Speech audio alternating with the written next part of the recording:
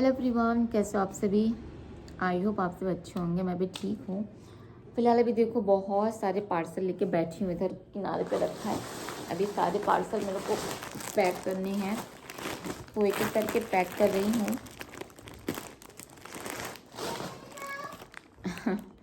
तो आज एक बात मैं आप लोगों को बोली, मैं पार्सल ही पैक कर रही थी। तो पार्सल पैक करते करते मेरे पास कुछ मैसेजेज आए, स्क्रीनशॉट आया, मैं वो देख रही थी। तो आई थिंक ये चीज़ उस वक्त भी काफ़ी लोगों को वो लगा था, खटका था कि पापा जब बीमार थे, पापा जब हैदराबाद में थे 1 महीना, तो मैं 10 दिन में कैसे वापस आ गई थी। मुझे भी रुकना चाहिए था पापा के पास, पापा की सेवा करने मुझे भी रुकना चाहिए था।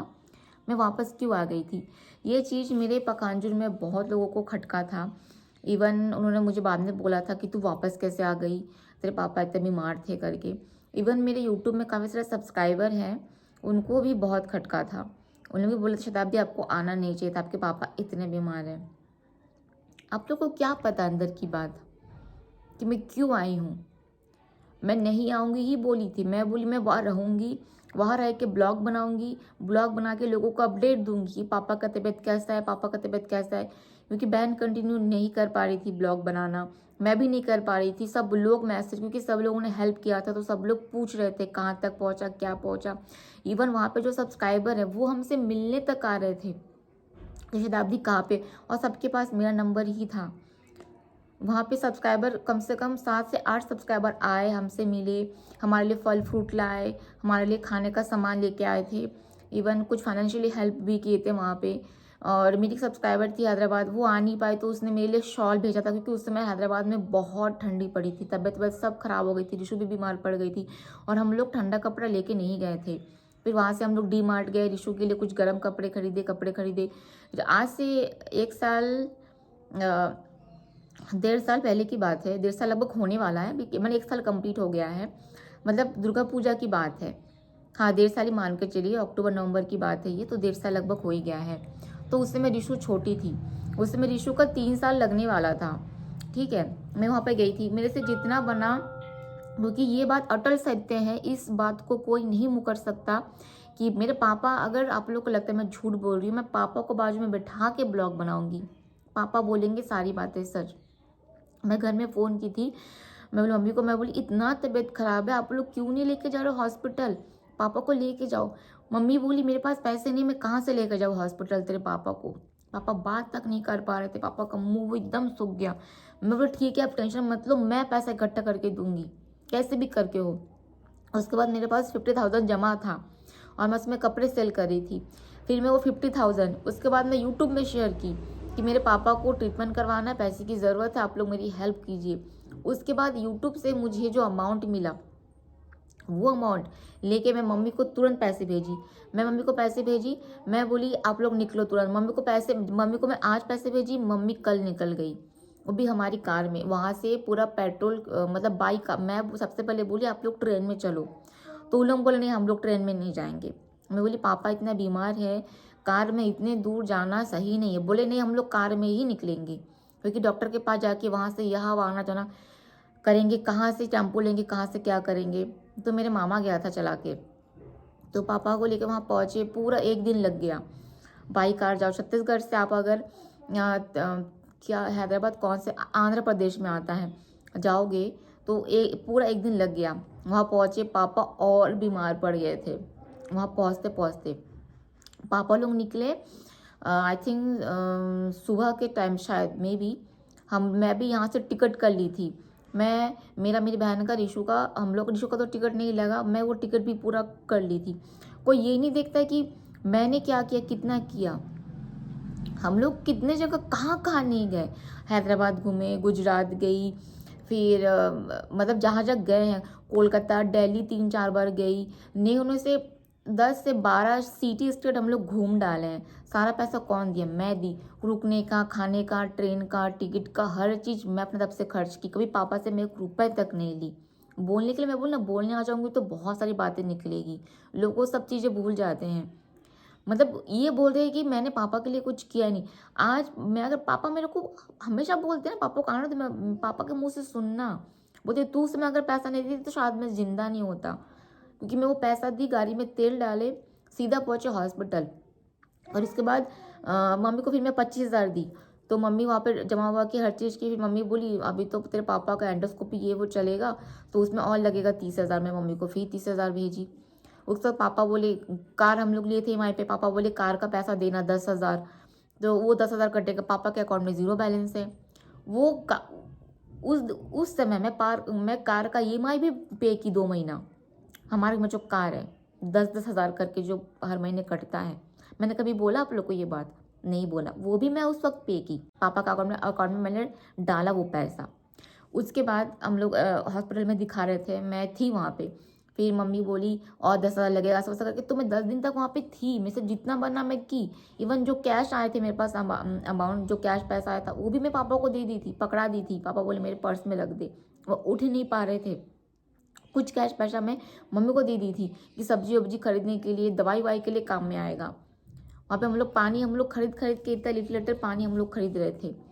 मैं आज इसलिए बोल रही हूँ क्योंकि ये लोग मेरे को मतलब हर जगह जा के, और सबसे दुख की बात ये है कि सब सच पता होते हुए भी वो जिसके ब्लॉग में जाके ये कमेंट कर रहा या कर रही है, उसको वो हार्ड कमेंट दे रही है। सबसे दुख की बात तो यही है। और मैं वहाँ से आना नहीं चाहती थी।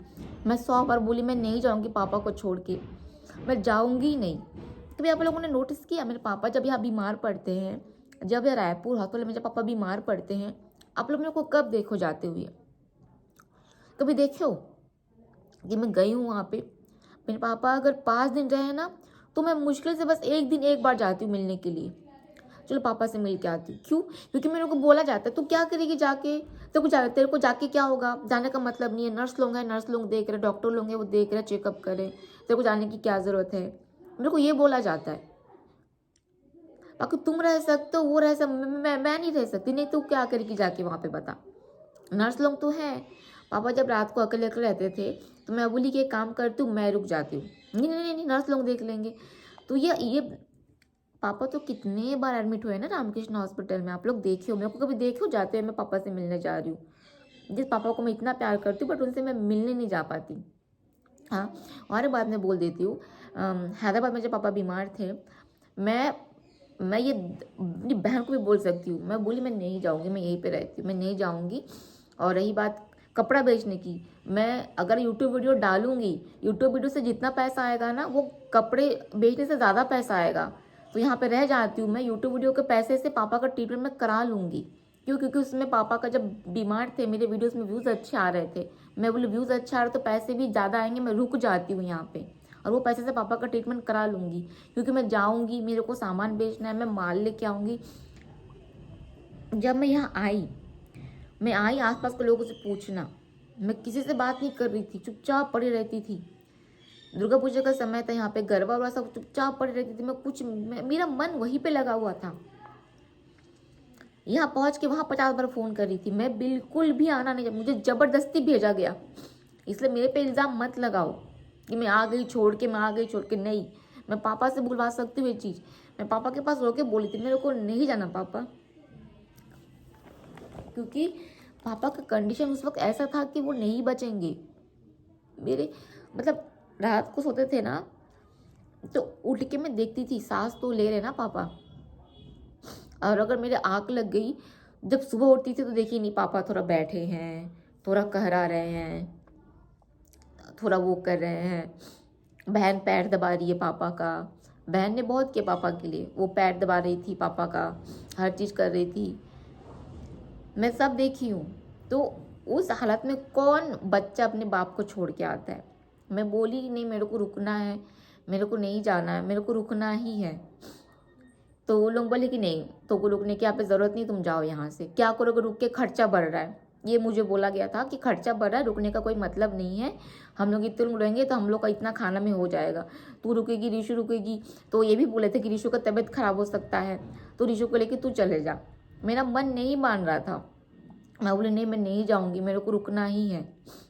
फिर जब ये लोग जब हॉस्पिटल गए पापा की रिपोर्ट लाने के लिए, तो पापा उसमें घर में थे, तो मैं पापा को बोली पापा मेरे को नहीं जाना है। हाँ, बोलती पापा मेरे को नहीं जाना, पापा मेरे को आपके पास यहीं पे रहना है।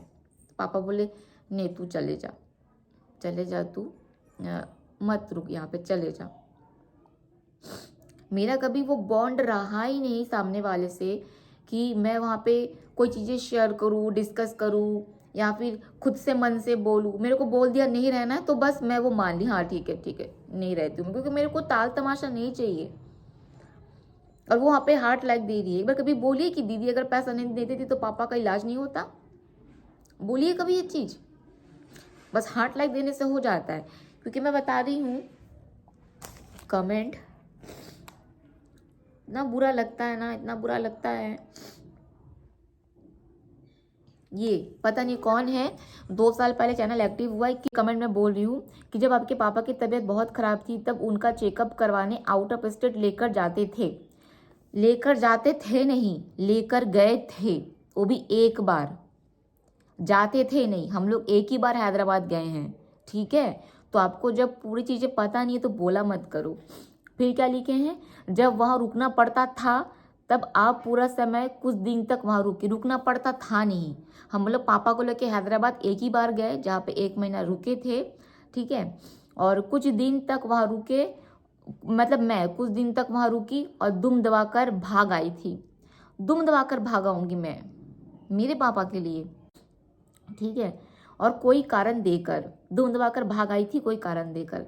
मैंने कारण ये दिया था कि मुझे घर आना है, मुझे कपड़े बेचना है, कपड़े बेचूंगी, पैसा आएगा तभी भी पापा का इलाज करूंगी। मैं क्या रीज़न देती, यही कि मुझे वहाँ से बोले नहीं तू जा, तेरे को रुकने की ज़रूरत नहीं है। ये मैं ये क्या बोलती कि मुझे वहाँ से बोला गया नहीं तेरे को रुकने की ज़रूरत नहीं, तू जा। क्या बोलती उसमें, मेरा माइंड, मेरा सिचुएशन। मैंने अपनी फैमिली की बातें कभी आप लोग से शेयर नहीं किया है, इसलिए मैंने बोला भी नहीं है। तो रुक के क्या करेगी, खर्चा बढ़ेगा, ये बढ़ेगा, वो बढ़ेगा, लन फन। मैं कितना और पापा के पास, बेचारा बेड में सोया हुआ है, उनको बोली पापा पैसे तो मैं दे रही हूँ ना, तो जब मैं पैसा दे रही हूँ तो मेरे को रुकने में क्या प्रॉब्लम है, मेरे को रुकने दो ना मेरे बच्ची के साथ। मैं वहाँ जाऊँगी, मेरा मन नहीं लगेगा काम में। बट नहीं, मुझे आना पड़ा तत्काल, फिर मैं आ गई। फिर बाकी लोग बस मुंह से बड़बड़ करते रहते हैं, हम ये करते हैं, हम वो करते हैं, पर जब समय आता है तब कुछ भी कारण दिखाकर भाग जाते हैं। सही बोले हो, मैंने कभी बड़बड़ करके बोला ही नहीं कि मैंने क्या किया क्या नहीं किया है। मेरे पापा को कभी भी अगर पैसे की जरूरत पड़ती थी ना, 20,000 हो, 40,000 हो, ये हो वो हमेशा मैंने किया। पापा को एक फ़ोन गिफ्ट किया है, पापा को जैकेट मैंने दी, बहुत कुछ करती हूँ। मैंने कभी बोला यहाँ पे कि पापा को मैं ये वो भेजती रहती हूँ, पापा को पैसे भेजते तो कभी मैंने बोला? बट मैं करती हूँ, जितना मेरे से बनता है, जितना मैं कर सकती हूँ उतना मैं पापा के लिए करती हूँ। फिर लिखा है कि जब समय आता है तो कुछ कारण दिखाकर भाग जाते हैं। आप वैसे नहीं हो, आप बोलते नहीं, एक्चुअल में करते हो। हाँ वो करती है, मैं तो हमेशा बोलती हूँ। मेरी बहन बहुत अच्छी है, उसने पापा के लिए बहुत किया, पापा का पैर दबाई, पापा के लिए जगी। मैंने एक बच्चा होने का जो फ़र्ज़ होता है उसने बहुत अच्छे से अदा किया है। वो करती है, इवन वो मेरे लिए भी की है। मैं कभी ये नहीं बोली कि मेरी बहन मेरे लिए नहीं की, वो मेरे लिए बहुत की है। लेकिन अगर मेरी बहन मेरे लिए की है तो मैंने भी अपनी बहन के लिए किया है। लेकिन मैंने बहन के लिए क्या किया, मैंने कभी बोला यहाँ पे? मैं नहीं बोली हूँ। क्या करे, दुनिया में बेवकूफ़ ज़्यादा भरे पड़े हैं। बोलने वाले की बात पे आ जाते हैं, करने वाले सब कुछ किया भूल जाते हैं। सही बात है। आज 4 साल से मेरी यूट्यूब फैमिली मेरे साथ है। मैं गुजरात गई, कलकत्ता गई, दिल्ली गई 3-4 बार, हैदराबाद गई, बहुत सारी जगह हम लोग घूमने गए, विशाखापट्टनम गए, पूरी गए, मतलब बोले 8 से 9 सिटी स्टेट हम लोग घूमने गए। जाने आने का खर्चा पूरा मेरा, रहने का खर्चा पूरा मेरा, खाने पीने का खर्चा पूरा मेरा। एक एक टूर में 20 से 30,000 पूरा खर्च होता था। वो कौन निर्वाह किया? मैं निर्वाह की, सबका। मेरा, बहन का, रीशु का। कभी अगर मम्मी को लेके गई तो मम्मी जितना खाने का टुक टुक होता था उतना वो करती थी। तो वो हर एक चीज़ निर्वाह कौन किया? मैंने कभी बोला कि मैं हर सबको लेके हर खर्च करके जा रही हूँ? मेरी बच्ची को पाली है, मुझे देखी है, मेरे साथ रही है, मेरे हेल्प की, वो की है। मैं कभी इस चीज़ से मैं कभी पीछे नहीं हटती हूँ। हमेशा बोलूँगी कि उसने मेरे लिए बहुत किया है, बहुत मतलब बहुत किया है। एक बहन जो बहन के लिए करता है, उसने मेरे लिए बहुत किया है। लेकिन वो मेरे घर में रही है ना, तो मैंने भी तो उसके लिए किया। 4 साल मेरे साथ रही, मैं पापा से कभी 4 रुपए नहीं ली। मैं खाना पीना, कपड़ा लत्ता, पेट्रोल, घूमना फिरना, रहना, हर एक चीज़ जितना मैं कर सकती हूँ उससे ज़्यादा मैं करने की कोशिश की हूँ। पापा से मैं पैसा तो कभी ली नहीं, लेकिन हाँ मैंने पापा को पैसा दिया भी है। नहीं पापा आप रख लो, 20,000 रख लो, मैंने दिया है, पापा को हेल्प किया है मैंने। तो जितना मेरे से बनता है मैं बस ये आ जाते हैं बोलने के लिए कि सुमन ने तुम्हारे लिए किया, तुम भूलना मत। मैं कभी नहीं भूलूंगी कि मैंने कि उसने मेरे लिए किया है। 4 साल 3 साल 3.5 साल मेरे साथ रही है, 3 साल रही है मेरे साथ वो ऋषु के होने के बाद। तो 3 साल तक उसने मेरे लिए बहुत किया है। ऋषु शायद 3 या 4 महीने की थी तब वो आई थी मेरे पास रुकने के लिए, क्योंकि उस समय उसका एमएससी का एग्ज़ाम ख़त्म हो गया था। एमएससी का एग्ज़ाम शायद मई या जून में ख़त्म हुआ था, मे भी शायद।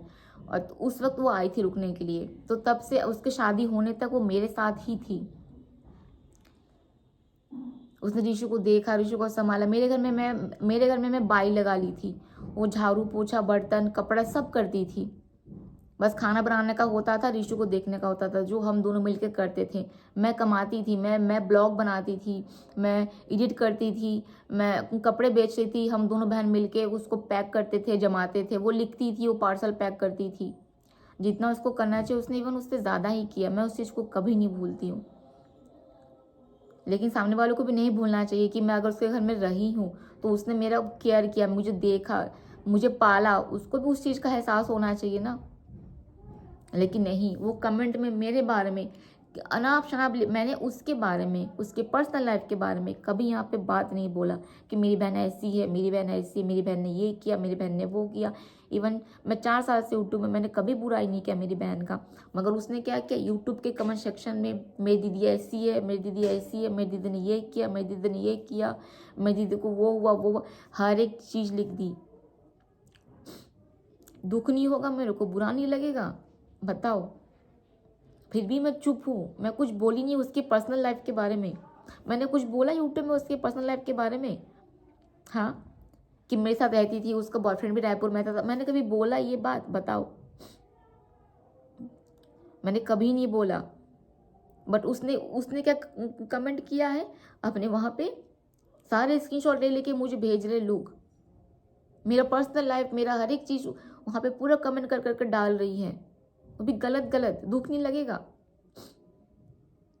मैं बोली पापा को फ़ोन करके, पापा मैंने उसकी पर्सनल लाइफ, उसकी प्राइवेसी के बारे में मैंने कोई भी अपने यूट्यूब में नहीं बोला। मैंने बस अपने दुख शेयर किया। लेकिन उसने क्या किया, मेरी पर्सनल लाइफ, मेरी प्राइवेसी भी गलत बोल बोल के डाल दिया कमेंट में सारा कुछ। मैं नहीं भूली हूँ कि उसने मेरे लिए क्या किया। मेरे को ज़िंदगी भर याद रहेगा कि नहीं, जब मेरी बेटी 3-4 महीने की थी तब वो आई थी मेरे साथ, मेरे पास रहने के लिए, रही मेरे साथ 3 साल तक। अगर उसने मुझे देखा है, मेरी बेटी को देखा है, तो मैंने भी उसे देखा है। 3 साल आप किसी के घर में रहो तो एक रहने का एक खर्चा भी होता है। तो लोग वो एहसान जता देते हैं कि तेरे पास रही है, तू कभी भूलना मत। तो उसको भी नहीं भूलना चाहिए कि उसकी दीदी ने उसके लिए क्या क्या किया है। मेरे से जितना बना, मैं जितना कर पाई मैं की हूँ। बस मैं ज़्यादा कुछ बोलना नहीं चाहती हूँ। कभी पापा को आने दो, पापा के साथ बैठ के आप लोगों को मैं सारी बातें बताऊंगी।